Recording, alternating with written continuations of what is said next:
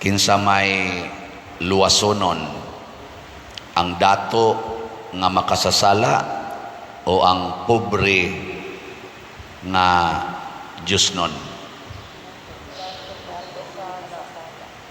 Labi na karong tinguan, ang dato gahigda-higda sa iyang balay, dako kayo, wa gyoy salibo kay may kayong pagkaatop, may kayo konkreto kay koral. Ang pobre tagahawak ang tubig dito sa balay.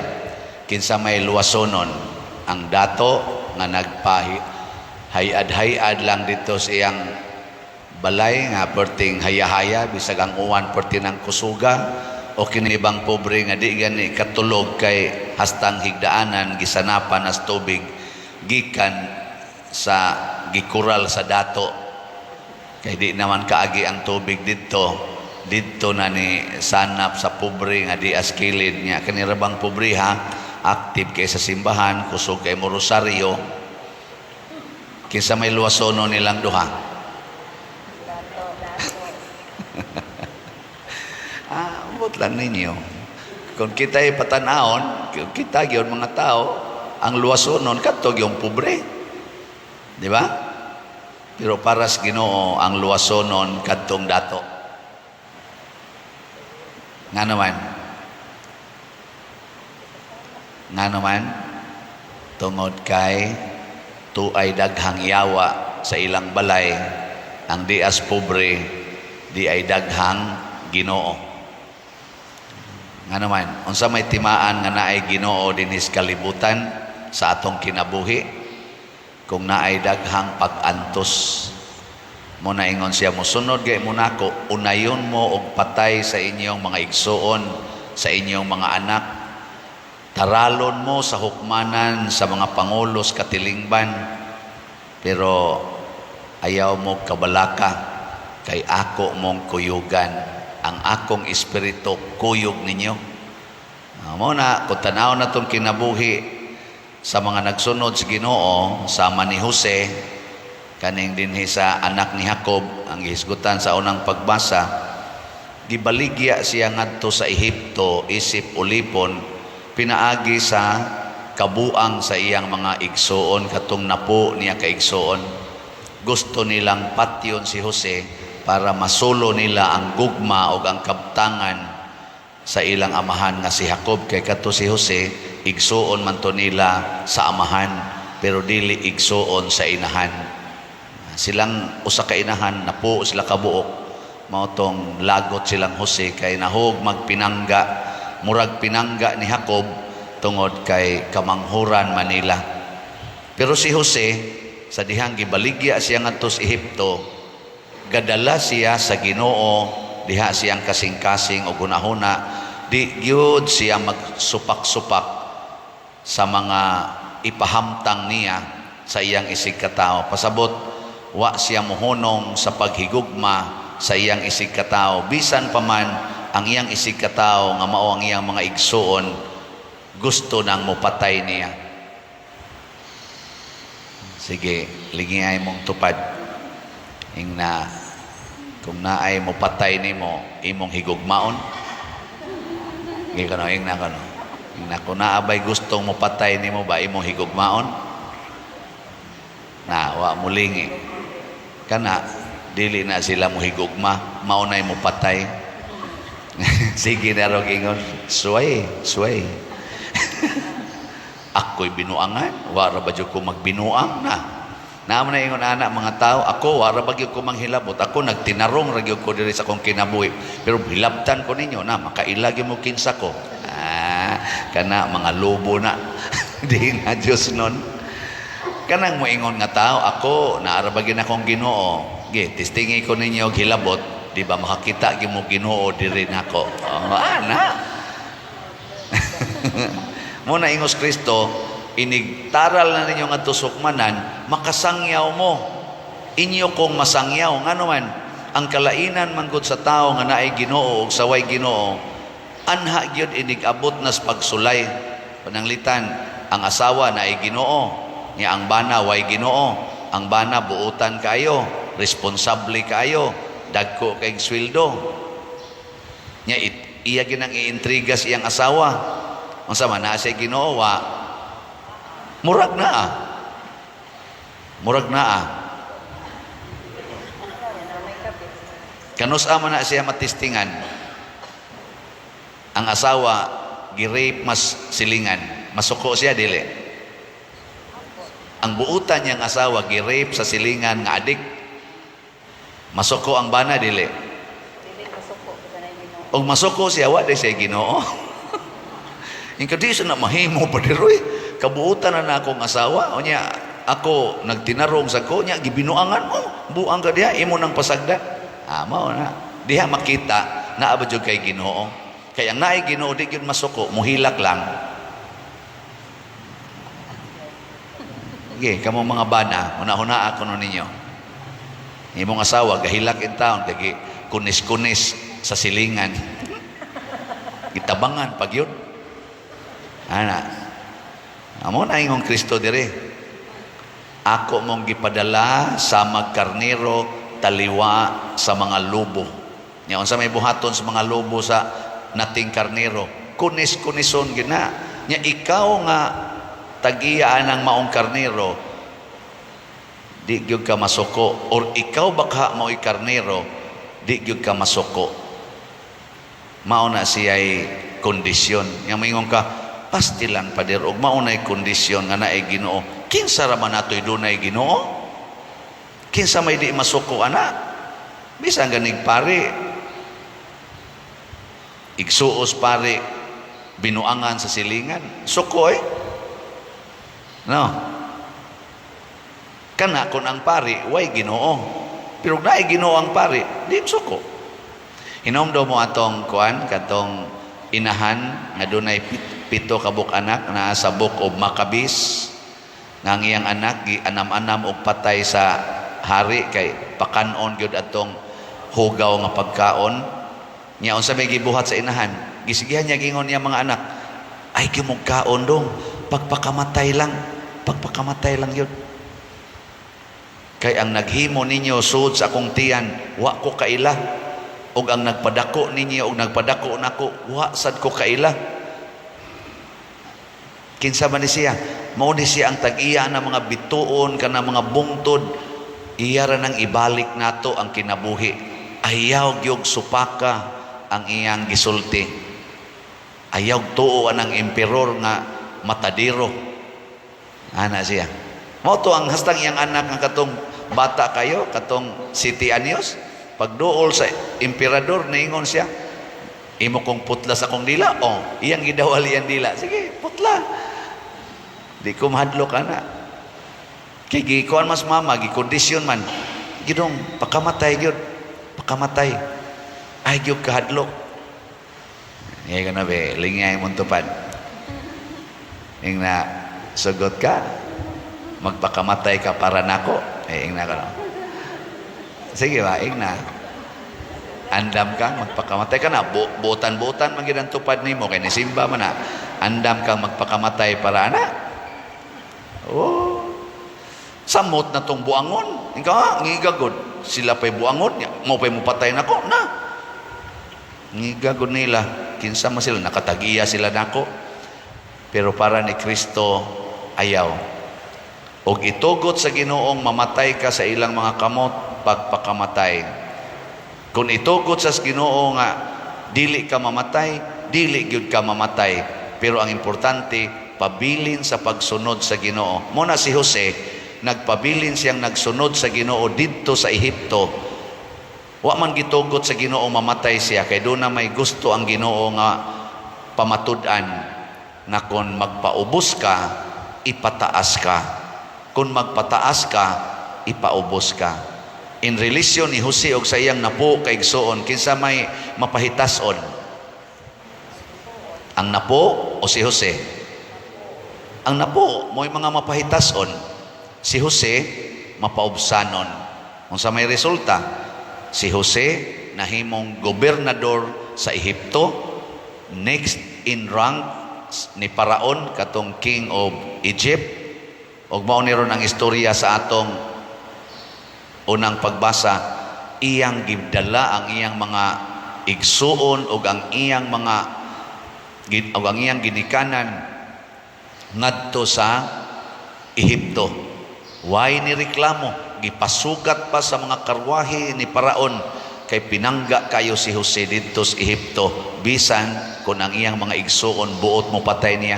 Iya lang yapong gisagop ang iyang mga igsuon, nagpabilin siyang buutan ngadto sa mga buangon niyang mga igsuon. Napo ko ni kabuk ni suway patay niya. Kung naa nakas maayong kahimtang nya kanang napo katao gusto nang mupatay nimo, imong papuyon sa imong balay? Kamo ba? Una-una ako no. Napo na kabuk gusto nang mupatay nimo. Nagplano na nga patyon gyud ka. Nya karon ni asinso na ka. Imo silang papuyon sa imong balay? Tungod kay wa na sila puloy-anan, tungod kay nagkalisod na sila, imong papuyon. Moingon jud ka, ayaw, dito lang na papuyas layo. Imo nang papuyon diri nga sa una gani patay ka na. Samot na karon. Ilugo na gini akong kabtangan. Uy, di kong papuyo na dito na. Kung wa kay Ginoo mulikay gyud kaniya ng pag-antos.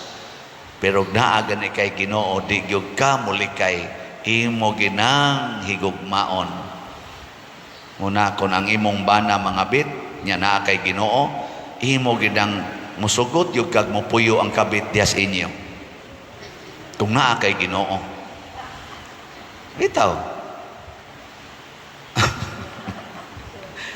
Narabay ni takes na ko pader, muhisgot lagi ka ng kabit no, yang kabit papuyos balay, among-among mo ng imo pader.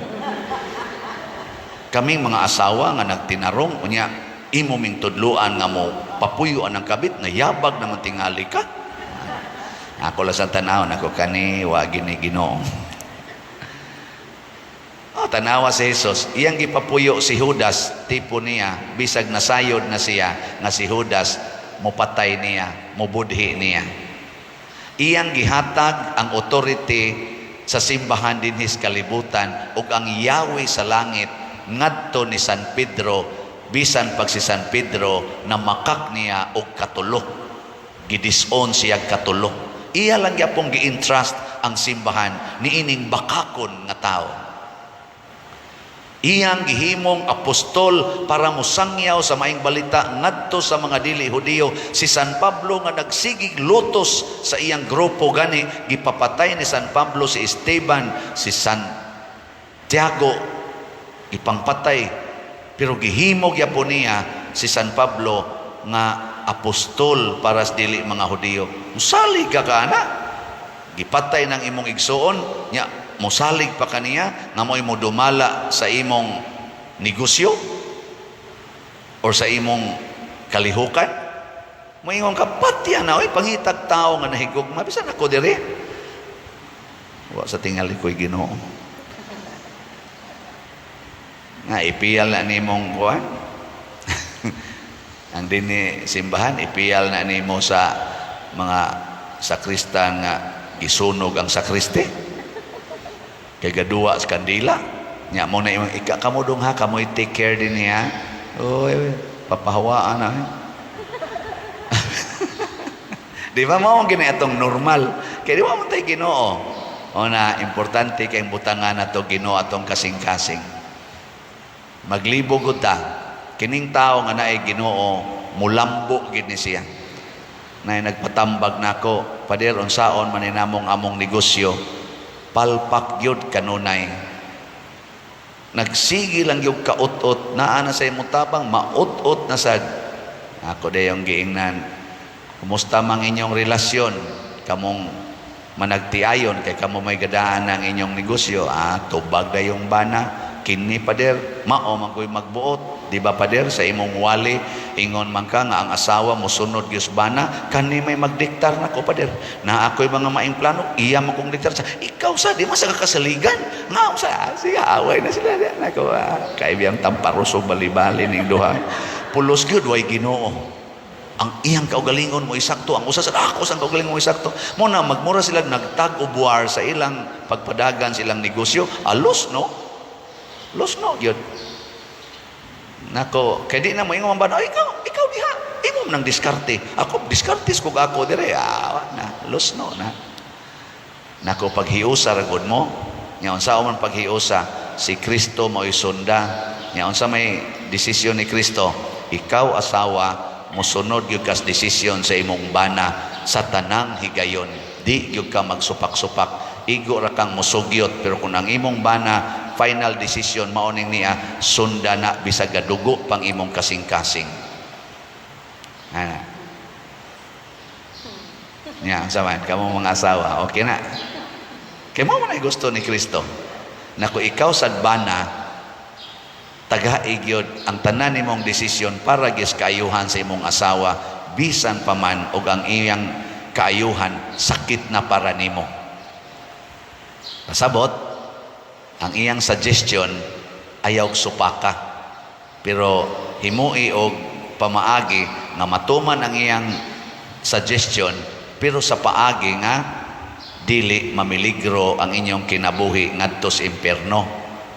Na nanglitan mo ingon ang asawa, times 100 ang presyo anang atong kuan kanini ang produkto, imbis nga tag 100 himo ang tag 200 na kay hingwarta lagi ang asawa, diwa na mo palit kay perti namang mahala. Ang bana ang gusto niya punan lang og 10 pesos aron mahalin. Kisa mo rin mo sunod ani, kisa mo sunod ang bana ngadto sa kwan, amo ingon ginang bana dai kanang imong gihimo dili na makaayo nimo, di sa na makaayo nako, di sa na makaayos tong pamilya, kay di na man mahalin, kay ang mga tao mo tan-aw man ginas presyo nya sobra naman kay na nga patong. Ang akong desisyon nga patungan lang ni ani, ngayon sa gamay ra kay nas tanan, unsaon na to pag malambo na, sige dili 10 pesos, sige na lang 20 pesos, final decision. Imong giirog jutay ang imo nya katong iya wa sa tumana, mingon na magumbol gitong sa gagamay ano, at least niirog ka. Di ba?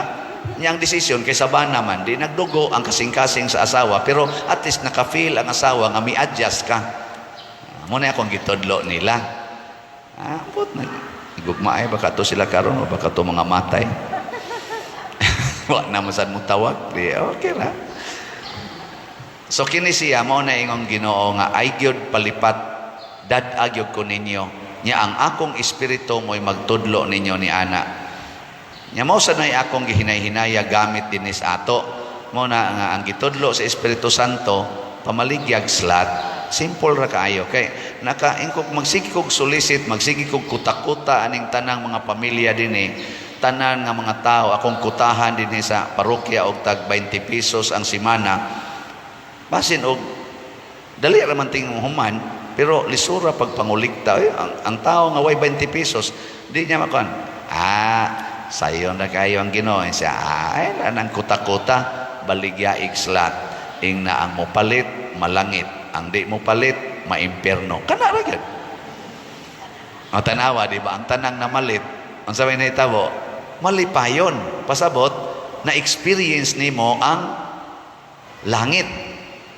Tanawa nang wa mamalit gyud hangtod karon. Kusmoron og naong. Sigig pangita ng kwarta, bisag na nay kwarta di gyud mo palit. Pila ra gyud nang 500 atong slot. Di gyud mo palit kay padaghanon yung kwarta. Tanawa di ba mga kusmoron og naong dali kay masuko. Ingka kanang namalit pa di na masuko. Masuko gyapon pero dugay. Mainat-inat og jutay ba kay nganoan nisod man ang gingharian sa langit dire. Basta mo palit ka, labi na gyud sa atong 4 slot challenge. Mas malipay ka. Tanawa karon pila nay atong 4 slot challenge. Niabot na og 203 ka 4 slot challenge. Pakpak. Niya ang atong halin sa SBF DAG niabot na sa 32,914 ka slots. Pakpak yapon. 43,086 na lang ang nahibilin. Kani dipindi ginis mga taong na ay Ginoo. Kay ang gitandog sa Ginoo mahimo gina nga manggihatagon sama ni Jose. Naa ang Ginoo niya, wa lang siya moasinso, nagpabilin siyang manggihatagon ngadto sa iyang amahan ngadto siyang mga igsuon, ngadto sa katawhan. Why limit ang iyang pagpanghatag. Kita sa dinhi sa atong parokya, manggihatagon man kaayo ang Ginoo nato, wa say limit ang atong pagpanghatag. Wa ta maghuna-huda nga para ra gid nis parokya. Daghang lain nga mga parokya, di lang dinhi sa Archdiocese sa Sugbo, hangtod sa laing mga archdioceses atong gipangtabangan ang ilang panginahanglan. Di inon kay dinagko, pero di sad kayo gamay, pero sige gitagtabang, gipaambit nato na atay problema dinhi sa atong mga projects, sa atong mga kahimtang, pero wa sa kita mo hinan-aw sa mga problema sa ubang mga parokya o ubang mga katawhan nga mas nanginhanglan. Nang katubitang pila na ato rong na wa man dita ka kwenta katong kang Father Oni Rosaroso diri nga katong duha na ka Domingo ang milabay ato pa ditong kwintahon ron pilay atong nakuan gyud pilay na dawat ato. Niabot naman to mga 200 ka 10,000 ang ilang na dala diri. Nakaingos Father Oni nga naaman kada ay dako kayong problema diri padre, dako man day kay ni imong project, nya wala pa man day mo'y kwarta, sige pa man day imong kuan, pero may sada kay imo ming gi-welcome para mo himo og mission appeal. Ana, nya ngano mang naka-mission appeal man, tungod kay mo share kita, why limit. Ana. So, maunay atong buhaton. Lingia sa katapusan ang imong tupad. Yung na manghatag tas mga buangon ha. Yung na, manghatag na tas mga buangon. Kaya kung kana lang ang buutan atong tagaan na wa na gitay Ginoo ana. Muna maliwat unta ta ni Jose, maliwat unta tas mga santos, maliwat unta ta sa Ginoo mismo. Manindog ta.